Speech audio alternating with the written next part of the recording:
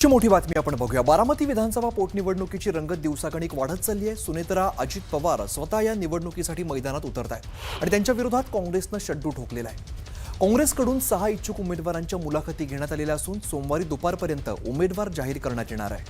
बारामतीत काँग्रेसकडून तरी पोटनिवडणूक बिनविरोध व्हावी यासाठी सुनेत्रा पवारांनी काँग्रेस प्रदेशाध्यक्ष हर्षवर्धन सपकाळ आणि महादेव जानकर यांच्याशी फोनवरून चर्चा केली। बारामतीत निवडणुकीबाबत काँग्रेसचं सहकार्य मिळावं याबाबत सुनेत्रा पवारांनी चर्चा केली। मात्र दिल्लीतील हायकमांडने पोटनिवडणुकीसाठी आग्रही भूमिका घेतली असून काँग्रेसचा उमेदवार निवडणुकीच्या रिंगणात असावा असा आदेश हायकमांडकडून असल्याचं सांगत हर्षवर्धन सपकाळांनी भूमिका स्पष्ट केली आहे।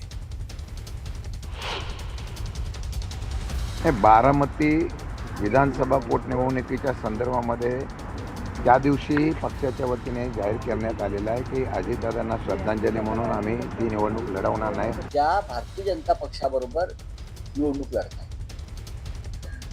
त्यांची युती भारतीय जनता पक्षाबरोबर आहे, याचा सुद्धा आमच्या पक्षामध्ये चर्चा झाली।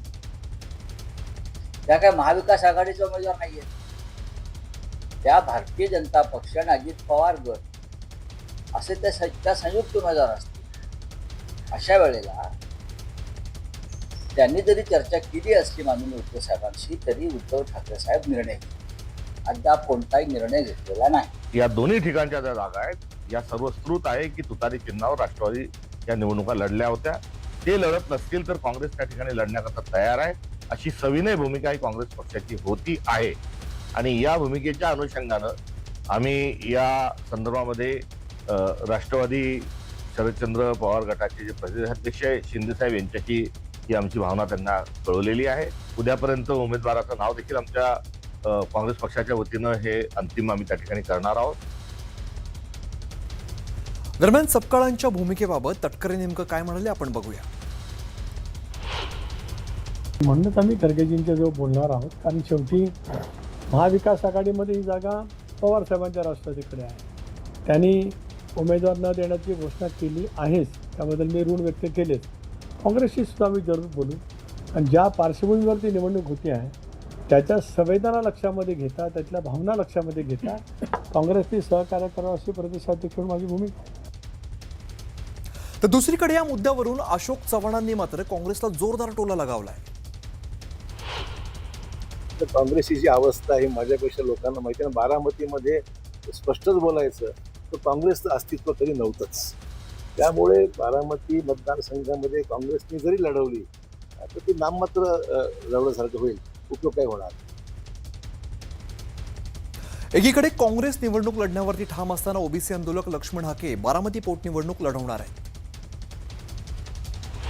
निवडणुकीला सामोरं जातोय, माझ्या ओबीसी बांधवांचे प्रश्न अजेंड्यावर येण्यासाठी या शासनानं आपल्याला कसं बेदखल केलं आहे, या शासनानं आपल्या आरक्षणावरती कशी मनोभावी भूमिका घेतलेली आहे, आपल्याला कसं डावललं जातं आहे, ह्या अशा अनेक प्रश्नावरती बारामतीमधल्या लोकलच्या जिरायती भागातल्या लोकांच्या प्रश्नावरती बागायती भागातल्या लोकांचेही अनेक प्रश्न आहेत। या सर्व प्रश्नांना डोळ्यासमोर ठेवून आम्ही उद्या अर्ज भरत आहोत आणि एक जनतेला एक पर्याय देणार आहोत। लोकशाहीमध्ये निवडणुकांना अत्यंत महत्त्व असतं आणि या मग सहानुभूती वगैरे ह्या सगळ्या गोष्टी जरी असल्या तरी आम्ही या निवडणुकीला सामोरं जात आहोत।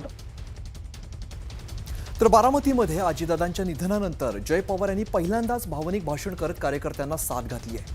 ही बारामती दादांची आहे आणि तुमच्यामुळेच दादा होते असं म्हणत जय पवार भावूक झाले। दादांचं स्वप्न पूर्ण करण्यासाठी सर्वांनी साथ द्यावी असं आवाहन देखील त्यांनी केलेलं आहे। निवडणूक लढण्याचा अधिकार सगळ्यांना आहे, मात्र अंतिम निर्णय बारामतीकरांचाच असेल। बारामतीत पवार कुटुंबाने एकत्र काम केलं असंही ते म्हणाले।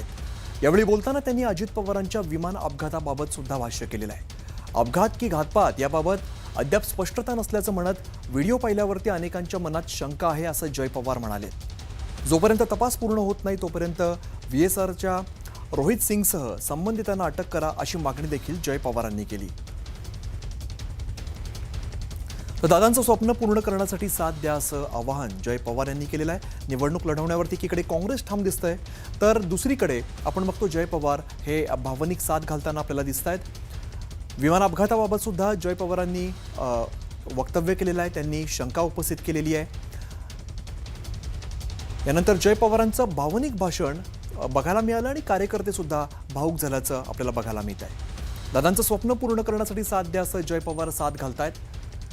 त्यामुळे आगामी काळात काय होतं हे पाहणं सुद्धा महत्त्वाचं असेल. मात्र तपास पूर्ण होत नाही तोपर्यंत रोहित सिंगला अटक करा अशी सुद्धा मागणी जय पवारांनी केली आहे. विमान अपघाताबाबत जय पवारांनी शंका सुद्धा व्यक्त केलेली आहे. हा अपघात होता की घातपात याबाबत शंका असल्याचं ते म्हणाले. दरम्यान जय पवारांनी भावनिक साथ घातली, भावनिक भाषण केलं. कार्यकर्ते सुद्धा भावूक झाले आणि दादांचं स्वप्न पूर्ण करण्यासाठी साथ द्या असं सुद्धा जय पवार म्हणाले. तर बारामतीसोबतच राहुरी विधानसभेसाठी पोटनिवडणूक होणार आणि अशामध्येच आता राहुरीत प्रजक्त तानपुरे हे अपक्ष निवडणूक लढणार आहेत. तर यावरती तानपुरेंशी संपर्कात असून योग्य वेळी योग्य निर्णय घेतला जाईल असं सूचक वक्तव्य राष्ट्रवादी शरद पवार पक्षाचे खासदार निलेश लंके यांनी केलंय. तानपुरेंसोबत आज चर्चा झाल्यानंतर निर्णय जाहीर करू असं प्रदेशाध्यक्ष शशिकांत शिंदे म्हणाले. राजकारणामध्ये वेट अँड वॉच ही सगळ्यात महत्त्वाची भूमिका असते.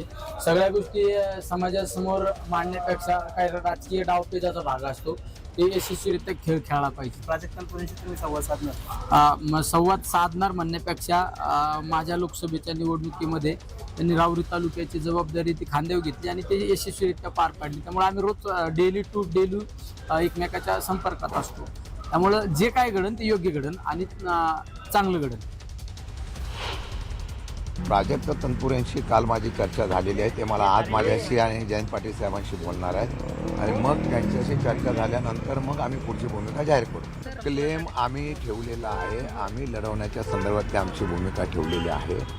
बाळासाहेब थोरातांची चर्चा करू, काँग्रेसची चर्चा करण्याच्या बाबतीमधला हर्षवर्धन सपकाळांशी चर्चा करू. या बाबतीमध्ये आज आम्ही निर्णय घेऊ. पुढची बातमी आपण बघूया. महाराष्ट्रातील सर्व मदरसे बंद करा, त्यामध्ये देशविघातक शिक्षण दिलं जातं अशी मागणी भाजप आमदार टी राजा सिंग यांनी केली आहे. अनधिकृत मदरशांवरती बुलडोझर चालवण्याची गरज आहे असंही मत त्यांनी व्यक्त केलं आहे. महाराष्ट्र में कोई देशद्रोही अगर किसी स्कूल में तैयार हो, ऐसे स्कूलों को हम चलने नहीं देंगे, ऐसे मदरसाओं को हम बंद करेंगे. नीतीश भैया बोले कब बंद करेंगे? नीतीश जी, मैं आपसे निवेदन करना चाहूंगा, बंद करने के बजाय बुलडोजर का उपयोग करो. हमारे महाराष्ट्र में अभी बुलडोजर का कल्चर आ चुका है, उत्तर प्रदेश जैसा. अगर आप बंद करेंगे फिर कोई आकर उसको खोलने का प्रयत्न करेगा. उन पर महाराष्ट्र के जितने भी इलीगल रूप से जो मदरसाएं हैं उन सब पर बुलडोजर चलाने की आवश्यकता है.